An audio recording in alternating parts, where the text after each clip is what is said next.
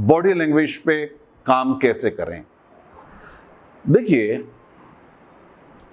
हम चूंकि कम्युनिकेशन से रिलेटेड सवाल है, हम कम्युनिकेशन स्किल्स पे बात कर रहे हैं और गंभीरता पे इस पे लगातार काम कर रहे हैं। पिछले 30 बरस से हमारी संस्था लगातार इस पे काम कर रही है। तो हमने ये देखा, और आज का रिसर्च ये है कम्युनिकेशन के बाबत, कि पहला तल तो कम्युनिकेशन है।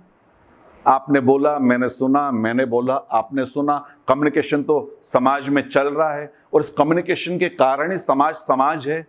जैसा हमेशा हम बात करते हैं कि समाज भाषा के कारण अस्तित्व में आता है। अगर भाषा हट जाए तो समाज नहीं रहेगा, एक झुंड रहेगा।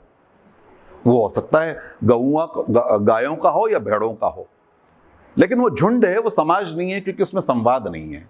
संवाद के लिए भाषा, भाषा के लिए विचार, विचार की अभिव्यक्ति के लिए भावों का तरंगित होना, और तरंगित भावों का विचारों की मदद से भाषा के रूप में अभिव्यक्ति पाना, ये इसकी पूरी प्रक्रिया है। अब जब हम कम्युनिकेशन की बात कर रहे हैं तो आज का रिसर्च ये कहता है कि हमारा 70% कम्युनिकेशन हम बॉडी लैंग्वेज से, फेशियल एक्सप्रेशन से, हैंड जेस्चर से, आई कांटेक्ट से कन्वे करते हैं, काफी कुछ इंटोनेशन से।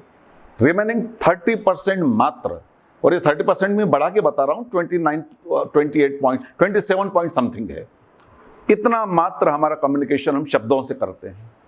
इतना बड़ा हिस्सा अगर निग्लेक्टेड है तो बात कम्युनिकेशन के लेवल पे चुनौतीपूर्ण है। उसमें बॉडी लैंग्वेज जाहिर तौर पे ये हिस्सा है। अब सवाल ये कि जो बॉडी लैंग्वेज वाला हिस्सा है, ये हिस्सा हमारे इमोशंस का हिस्सा है। देखिए, बार बार हमें ले दे के उस बेसिक कंसेप्ट पे आना पड़ता है कि हमारा पूरा व्यक्तित्व दो हिस्सों में है। एक हिस्सा बुद्धि तत्व है, एक हिस्सा भाव तत्व है। हमारा पूरा शरीर दो हिस्सों में है, ये पूरी कायनात दो हिस्सों में है। एक पॉजिटिव पोल है, एक नेगेटिव पोल है। एनर्जीज के दो प्रकार हैं, हमारे अंदर भी वो दो तरह की एनर्जी किस रूप में है। बुद्धि तत्व वाली एनर्जी है, मैस्कुलाइन एनर्जी मान सकते हैं। फेमिनाइन एनर्जी को हम इमोशंस के रूप में समझते हैं। भाषा के दो हिस्से होते हैं, गद्य और पद्य। हम जब अपनी बात को रखते हैं तो जब बात हम रख पा रहे हैं, इस बात का पूरा नियोजन, अपनी बातों को शब्दों के रूप में अभिव्यक्ति देने के लिए सेंटेंसेस के रूप में उसका फॉर्मेशन हमारे लेफ्ट ब्रेन में हो रहा है। पूरा बुद्धि तत्व के साथ हम विचार कर रहे हैं, सोच रहे हैं, उस सेंटेंसेस का गठन कर रहे हैं, सही शब्दों का चुनाव कर रहे हैं, एंड अकॉर्डिंगली हम सेंटेंस फ्रेम कर रहे हैं। किस लिए? अपने भाव की अभिव्यक्ति के लिए, राइट ब्रेन की अभिव्यक्ति के लिए लेफ्ट ब्रेन में कुछ चीज बन रही है। ओके, लेकिन है ये हिस्सा राइट ब्रेन का। लेफ्ट ब्रेन से हमारा जो सेंटेंस फ्रेम हो रहा है वो अभिव्यक्ति पाएगा, और राइट ब्रेन चूंकि हमारे इमोशंस का हिस्सा है, वो राइट ब्रेन हमारी बॉडी लैंग्वेज को कंट्रोल करेगा। बॉडी लैंग्वेज बुद्धि से कंट्रोल नहीं होती है, इमोशन से कंट्रोल होती है। मैं अगर भयभीत हूं तो मेरा भय छुपाने का कोई उपाय नहीं है। मैं शरीर की क्रियाओं को कंट्रोल कर लूंगा तो आंखों से छलकेगा। आंखों से नहीं छलकेगा तो मेरे शब्दों, मेरे वॉइस टोन में आपको नजर आएगा, महसूस होगा कि व्यक्ति भयग्रस्त अवस्था में बोल रहा है। मेरा वॉइस टोन बता देगा, मेरे इंटोनेशंस बता देंगे, छुपेगा नहीं। अगर मैं क्रोधित हूं तो मैं शायद कड़े शब्दों का प्रयोग ना करूं, लेकिन मेरी बॉडी लैंग्वेज, मेरी आंखें, मेरा इंटोनेशंस, ये सब बता देंगे कि व्यक्ति बोल रहा है लेकिन है क्रोधी, या अभी क्रोध की अवस्था में है, छुपता नहीं है। तो बॉडी लैंग्वेज का हिस्सा हमारे इमोशंस से जुड़ा हुआ है। दरअसल यहां से EQ और IQ के बैलेंस की बात आती है कि जब हमारा इमोशनल क्वेश्चन और हमारा इंटेलिजेंट क्वेश्चन साथ साथ होता है, संतुलित होता है, एक लय में होता है, तो फिर ये ऑटोमेटिकली चीज संतुलन में आती है और हमारी बॉडी लैंग्वेज उस भाव के साथ भंगिमा के रूप में हमारी भाषा में अपनी जगह बनाती है। अब ये कैसे संभव होगा? तो जब हम छोटी छोटी बातें प्रैक्टिस करते हैं, जब हम रियाज करते हैं, एक छोटा सा सेंटेंस भी अगर हम बोलते हैं तो सेंटेंस के पीछे छुपे हुए भाव का हमें खुद बोध हो। मैं ये काम नहीं करूंगा, अगर मैं इतना सेंटेंस भी बोलना चाह रहा हूं, अगर मेरी उंगली उठ रही है कि मैं ये काम नहीं करूंगा और मेरी आंखें इसमें सपोर्ट कर रही है, it means I am clear headed. इस नहीं के लिए मेरा पूरा वजूद पीछे खड़ा है, इस नकार के लिए। और जब मैं इस नहीं को नहीं के साथ बोलूंगा, वजन दे के बोलूंगा, एक मन से बोलूंगा, क्लियर हेडेड होके बोलूंगा, तो ये मेरी बॉडी लैंग्वेज जो बार बार उंगली उठा के बता रही है कि नहीं मतलब नहीं, वो अपने आप साथ खड़ी हो जाएगी। तो first we should just be very clear headed. अब हम आमतौर पे क्लियर हेडेड नहीं होते हैं। क्यों नहीं होते हैं? क्योंकि हमारा मन बटा हुआ होता है। आपको क्या लगता है कोई मन एक चीज है?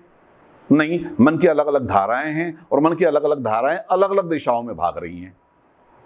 आप कोई डिसीजन लेना चाहते हैं और डिसीजन ले लेते हैं, तो डिसीजन कैसे ले लेते हैं कि ज्यादा आपका मन का हिस्सा बोलता है कर लो, उसकी भी आश्वस्ति है, पापा ने भी हाँ बोल दिया है, 4 दोस्तों ने भी यही किया है, देखा भाला रास्ता है, यही चुन लें, और ज्यादा मन का हिस्सा एक तरफ खड़ा हो गया, इसलिए आपने निर्णय ले लिया। हो सकता है 30% हिस्सा राजी ना हो, लेकिन हमारे यहाँ तो बहुमत चलता है, और बहुमत हर जगह चलता है, और घर में भी चलता है। समाज का एक छोटी इकाई घर है और समाज की बड़ी इकाई देश है, और जब देश बहुमत से चलता है, और बहुमत को छोड़िए कभी कभी तो ध्वनिमत से चलता है, और ध्वनिमत से प्रस्ताव पारित होता है पार्लियामेंट में।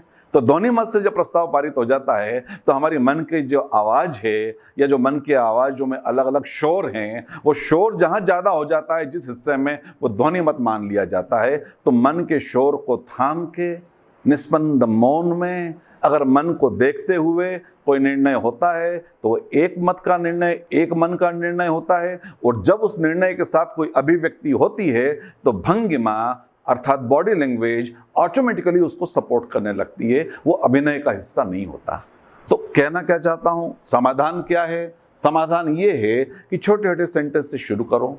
घर में अगर आप बैठे हैं भोजन करने और मम्मी ने कहा कि एक रोटी और दूं क्या, अब आपका आधा मन बोल रहा है कि ले लो, सब्जी आज अपनी पसंद की बनी है, आधा मन बोल रहा है कि नहीं अपना भोजन तो हो गया है, रहने दो। फिर आप जो बोलते हैं वो आधे मन से बोलते हैं कि दे दो या मत दो। उस समय आप देख लो कि आपको चाहिए तभी पूरे मन से लो, पूरा मजा लो। हो गया है भोजन, फिर भी अगर एक आपका मन कह रहा है तो ठीक है ले आओ, और उसके साथ गिल्ट से मत भरो। फिर ले आओ में वही बात होना चाहिए, वही उत्साह होना चाहिए, वही पलक होना चाहिए, वही आनंद होना चाहिए, और वही स्वाद होना चाहिए कि हाँ हाँ ले आओ, क्या सब्जी बनी है आज तो एक रोटी और खाऊंगा।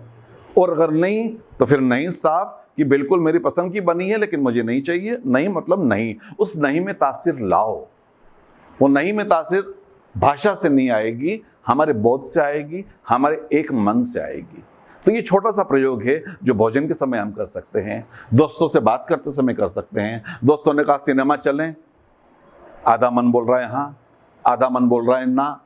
चूंकि पिताजी सख्त हैं और उन्होंने कहा हुआ है कि भाई बहुत सिनेमा में पैसा जाया कर रहे हो, तो खबरदार आप सिनेमा गए तो आपकी जो ना निकल रही है वो आधे अधूरे मन से निकल रही है। आप पूरे ही मन से ना बोल दो, और इतने साफ ना बोल दो कि भैया संभव ही नहीं है, प्रश्न नहीं उठता, ताकि दोस्त और मनवा भी ना कर पाए। या हाँ तो फिर ठीक है पिताजी जो भी बोले अपने को तो चलना है। जीवन में एक हाँ या एक ना जब आप बोलना सीख जाएंगे, तो भाषा में वो तासीर आएगी जिसके साथ भंगिमा खुद खड़ी हो जाएगी। बॉडी लैंग्वेज के लिए चिंता नहीं करना होती। अगर चिंता करके बॉडी लैंग्वेज को किसी रूप में काबू करने की कोशिश होती है, तो वो अभिनय से ज्यादा नहीं होती है।